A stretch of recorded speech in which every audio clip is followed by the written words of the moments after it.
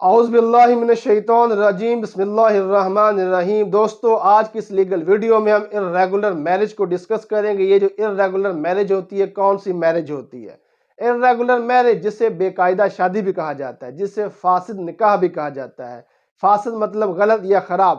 یہ ایسی میرج ہوتی ہے، یہ ایسی شادی ہوتی ہے جو کہ بظاہر خود مسلم پرسنل لا کے تحت شرعی طور پر اور پاکستانی قوانین کے مطابق تو ممنوع نہیں ہوتی، لیکن کسی وجہ سے وہ شادی جو ہے وہ ممنوع قرار دے دی جاتی ہے۔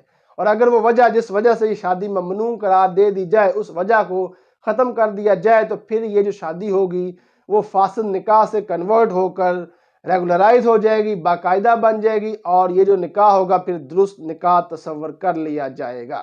اس میں جو ریزن ہوتی ہے، جو وجہ ہوتی ہے، وہ فار دی ٹائم بینگ ہوتی ہے، وہ ٹیمپریری پروہیبیشن ہوتی ہے، اور جیسے ہی وہ ریزن ختم کر دی جائے تو پھر یہ نکاح ریگولرائز ہو جائے گا۔ مثلا ایبسنس آف وٹنسز، یعنی گواہان کی غیر موجودگی میں نکاح کرنا، ایجاب و قبول کرنا، یا خفیہ نکاح کرنا، یا چھپ کر نکاح کرنا۔ اگر میاں بیوی خفیہ طور پر ایجاب و قبول کرتے ہیں، اگر میاں بیوی چھپ کر نکاح کرتے ہیں اور اس شادی کا کوئی گواہ موجود نہیں ہوتا، تو پھر یہ جو شادی ہوگی، پھر یہ جو نکاح ہوگا وہ ارریگولر نکاح ہوگا۔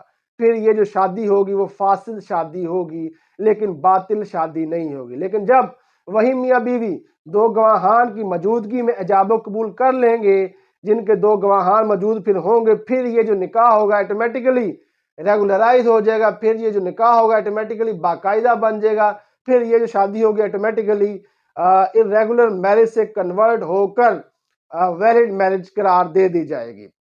اور اس کو جو ڈیل کرتا ہے وہ محمد لاء کا سیکشن 254 ہے جی۔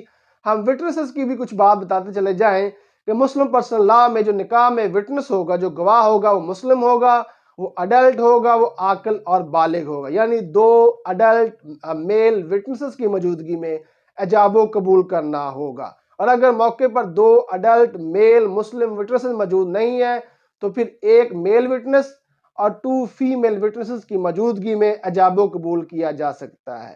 اور اس کو ڈیل کرتا ہے جی محمد لاء کا سیکشن ہے 254۔ اب ہم محمد لاء کے سیکشن 254 کی ورڈنگ بھی پڑھ لیتے ہیں جی۔ محمد لاء سیکشن ہے جی 254، یعنی ایبسنس آف وٹنسز، یعنی گواہان کی غیر موجودگی، گواہان کا موجود نہ ہونا۔ A marriage contracted without witnesses، اگر کوئی شادی گواہان کے بغیر کی گئی ہو، گواہان کی غیر موجودگی میں کی ہو، as required by section 254، جو کہ محمد لاء کے سیکشن 252 کی ریکوائرمنٹ ہے، is irregular، پھر یہ جو نکاح ہوگا وہ irregular ہوگا، پھر یہ جو شادی ہوگی وہ فاسد شادی ہوگی، بے قاعدہ شادی ہوگی، but not void، لیکن یہ جو شادی ہوگی وہ باطل شادی نہیں ہوگی۔ یہ جو شادی ہوگی پھر وہ وائڈ شادی نہیں ہوگی۔ یہ تو ہو گئی ایبسنس آف وٹنس، اور گواہان کی غیر موجودگی میں اگر شادی کی جائے تو یہ شادی جو ہوگی ارریگولر میرج قرار دے دی جائے۔